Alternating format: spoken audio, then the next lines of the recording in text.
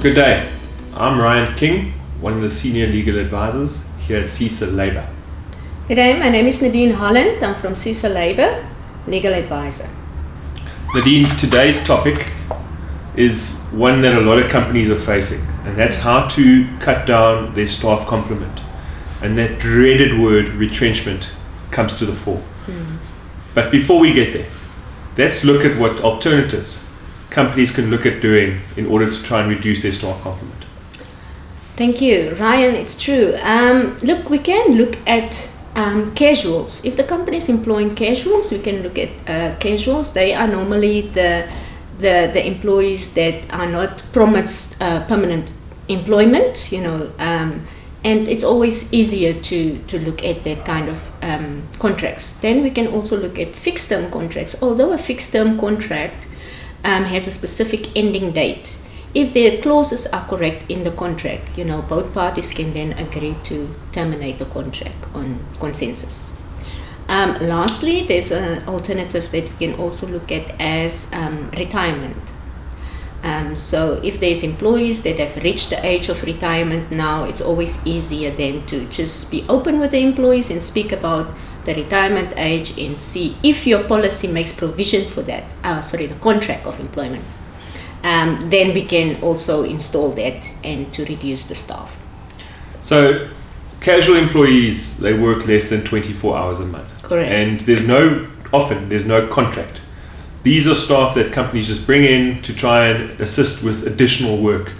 But if you're looking at reducing your staff, they're the first ones we look at saying, listen guys, we have to end this relationship and you're no longer required. Is that fully correct? agree. I fully agree with and that. then entering on to fixed term contracts. Employers need to look at those contracts. They need to look at the termination clauses and ensure that they are ticking all the boxes in terms of that clause before embarking on saying, let's terminate. Because the likelihood is that if that contract was going for 3 years, there was a reasonable expectation for an employee to be paid for 3 years. Agree. So it's best to seek legal advice before just simply terminating fixed term contracts. Exactly. We also need to make sure that the contract is correctly drafted so that it can stand up in a court of law.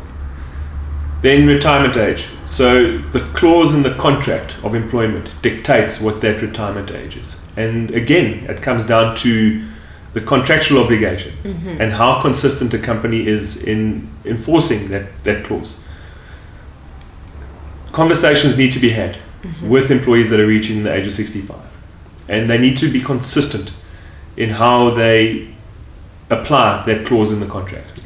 Very true, Ryan. Look, companies need to be consistent with all employees, whatever is in the contract. We're looking at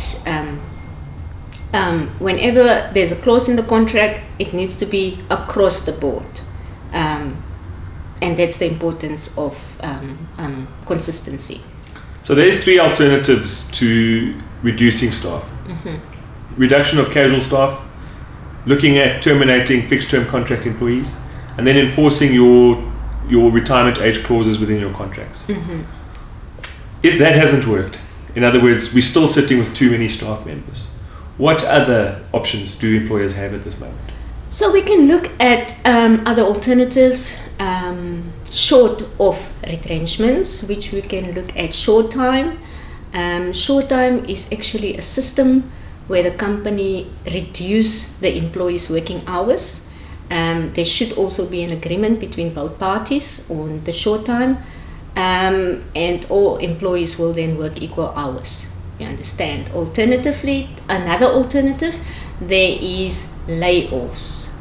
Again, the employer will consult with the employees on the layoff system. Employees will go home, be at home, be still contracted by the company, but just due to the circumstances of not enough work for everyone, they will be asked to be at home until the company is improving in the business that's coming in production. So that is a really good alternative, because you don't get rid of key staff members, but you can reduce your capacity whilst you are tendering on a tender or waiting for a project to come in. But in the meantime, there's no work.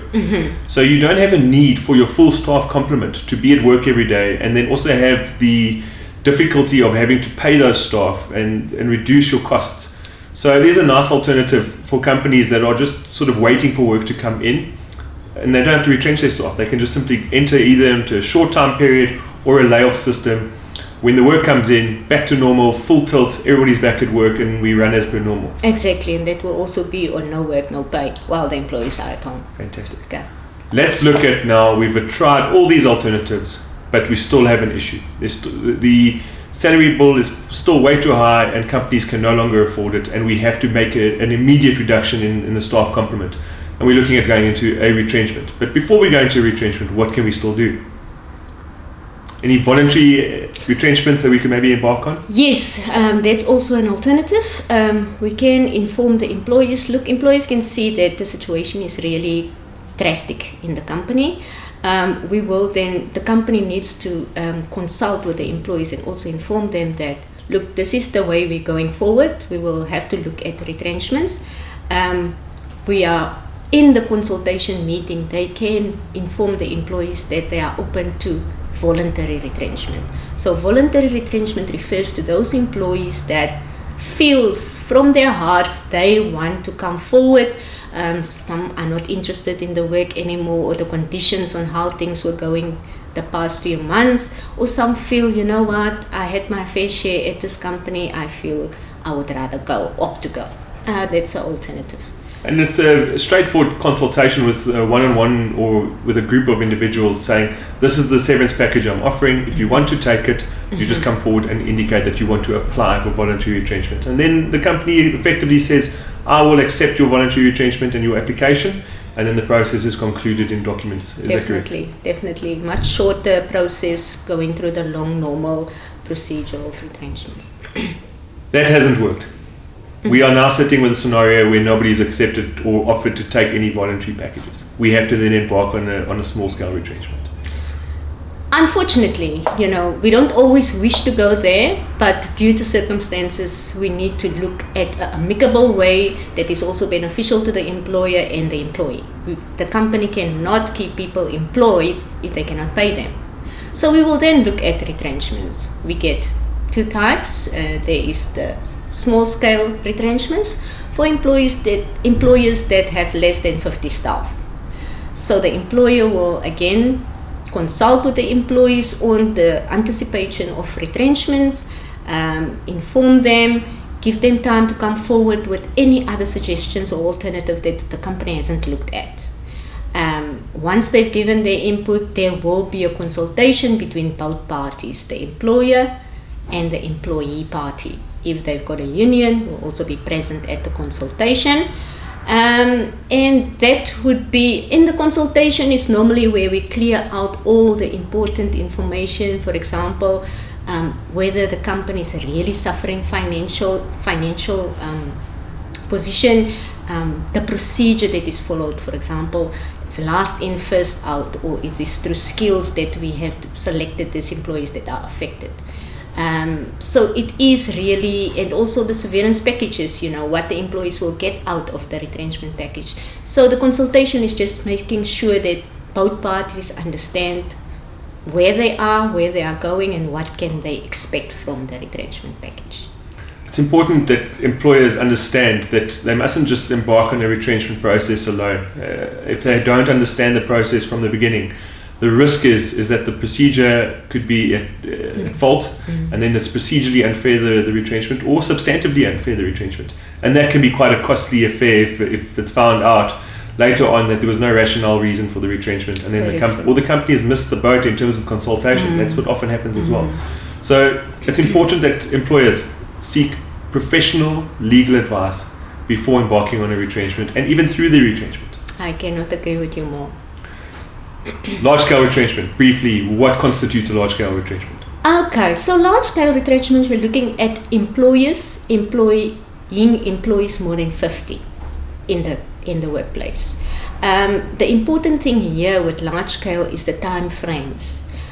So the employer will embark on a retrenchment process of 30 days.